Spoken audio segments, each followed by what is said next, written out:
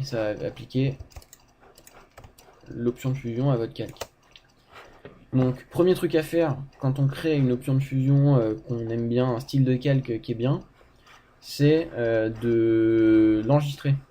Comme ça, la prochaine fois que vous voulez avoir un effet un peu transparent avec un reflet, machin, au lieu de le refaire en entier, il faut juste le réappliquer. Donc par exemple, pour l'enregistrer, il faut retourner aux options de fusion, donc double-cliquer là-dessus,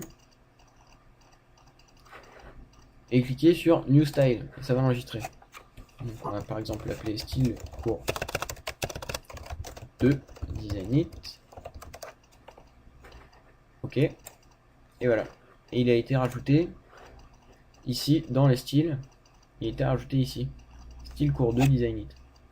Donc à la limite, notre calque, on n'en a plus besoin. On peut très bien recréer un nouveau calque, comme tout à l'heure, recréer une forme. Pareil que tout à l'heure, récupérer la sélection de la forme, la remplir. Donc pour un petit raccourci clavier pour remplir des sélections, faire Maj F5. Donc ça permet d'éviter d'aller dans les menus déroulants, ça permet de gagner un peu de temps. Donc Maj F5, vous le remplissez de couleur blanche, comme tout à l'heure, et CTRL D pour désélectionner. Donc comme je vous l'ai dit tout à l'heure, ça permet les options de fusion permettent d'appliquer un style de calque directement sur un calque. Donc c'est simple, sélectionnez votre calque et vous allez cliquer sur le style que vous voulez appliquer. Donc, tac, style 2 cours design it, pof, ça va appliquer le style de calque. Donc dans Photoshop, il y en a quelques-uns qui sont prédéfinis, donc il y en a des plus jolis que d'autres. Mais bon, après, il y en a plein, c'est à vous de choisir, vous pouvez créer les vôtres, c'est l'intérêt. Donc on va sélectionner celui-là. Ensuite, l'intérêt du cours, c'est quand même de créer un menu. Donc on va récupérer le bouton qu'on a utilisé, qu'on a créé la dernière fois. Du coup, il va falloir ouvrir un nouveau document. Il y a deux techniques pour ouvrir un document, soit aller dans File, Open, soit en double-cliquant dans cette zone grise. Donc ça sert à rien, mais il faut le savoir parce que on ne peut pas le deviner ce truc-là. Donc double-cliquez dans la zone grise, hop, et ça va ouvrir comme si vous faisiez un raccourci.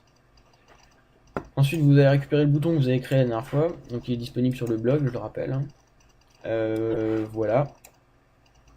Donc, on peut voir que la dernière fois, on avait créé un groupe de calques, donc il y a un dossier bouton, qui regroupe dans ce groupe les calques utiles au bouton, donc l'ombre du bas, l'ombre du haut, le texte et le fond.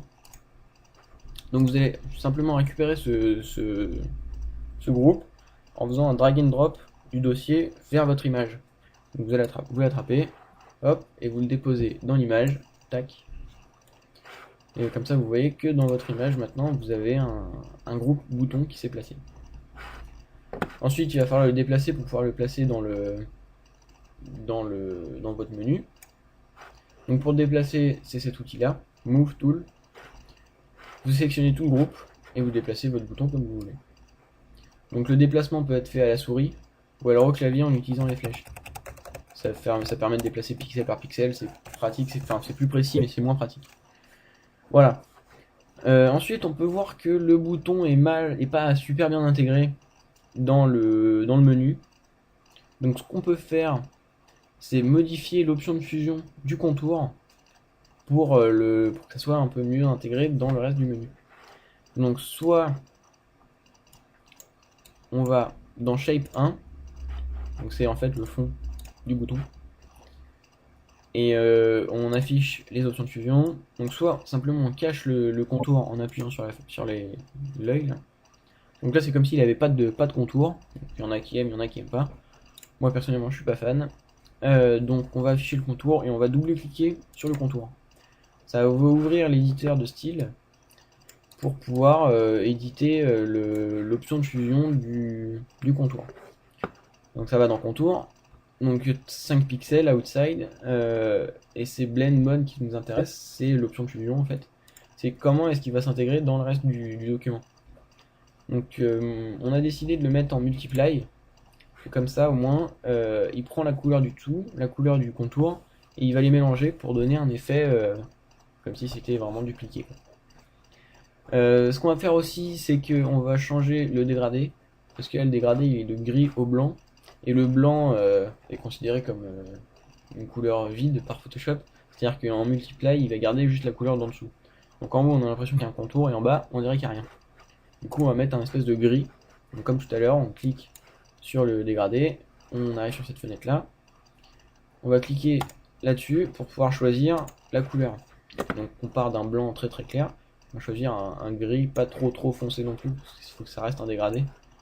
Mais on peut choisir un gris comme ça. Après, c'est chacun son gris. Vous appuyez sur OK, encore sur OK, et voilà. Et là, vous avez un dégradé qui va du gris foncé au gris moins foncé, et qui est bien intégré dans le document. Vous appuyez sur OK, voilà. On en a fini avec le bouton. Maintenant, ce qui va nous intéresser, ça va être de le dupliquer. Donc, peut-être avant de le dupliquer, on pourrait le redimensionner. Donc, pour le redimensionner, vous cliquez sur le groupe, faites CTRL T, et en faisant CTRL T, on a des trucs qui apparaissent autour, des petits rectangles, qui permettent de redimensionner le bouton. Donc, par contre, le problème c'est que ça garde pas les proportions. On peut créer un bouton un peu bizarre comme ça, enfin, c'est un peu n'importe quoi. Du coup, ce qu'il faut faire, c'est maintenir la touche Maj enfoncée pour garder les proportions. Comme ça, vous faites ce que vous voulez avec votre souris, ça gardera toujours les proportions du bouton. Ce qu'il faut savoir aussi, c'est que il faut pas trop redimensionner un objet sur Photoshop. C'est-à-dire, si vous par exemple prenez une image, vous la mettez en petit, et après vous la remettez en plus grand, l'image va être pixelisée. Du coup, dans la mesure du possible, il faut être sûr de la taille de votre truc, par exemple de votre bouton là, pour éviter de valider plusieurs fois une transformation. Parce que par exemple, si je le mets en tout petit, je valide. Ensuite, je le redimensionne, je le remets en plus grand.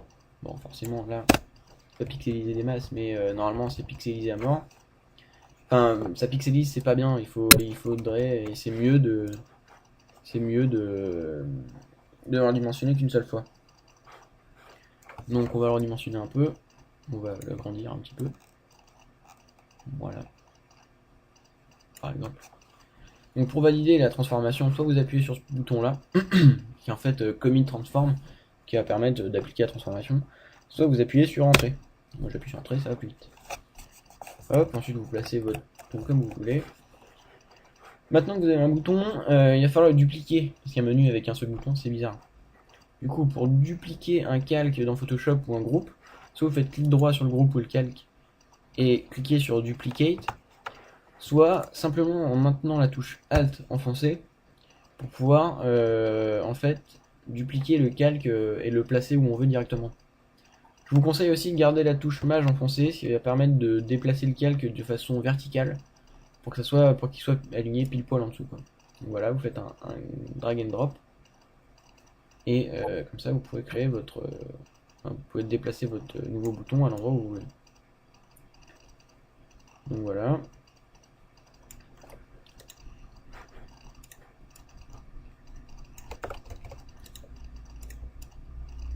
Vous placez vos boutons comme vous voulez. Voilà. Donc on a 3 boutons. On va les déplacer un peu pour que ça soit propre parce que c'est pas centré. Voilà. Donc on a nos 3 boutons, on a notre fond. Donc notre menu a déjà une bonne tête. Ce qu'on peut rajouter aussi, c'est un espèce de petit flou à l'arrière du fond du menu, ce qui va permettre en fait d'augmenter l'effet l'effet en vert du menu. Donc c'est simple, il va falloir récupérer la sélection de la forme du fond.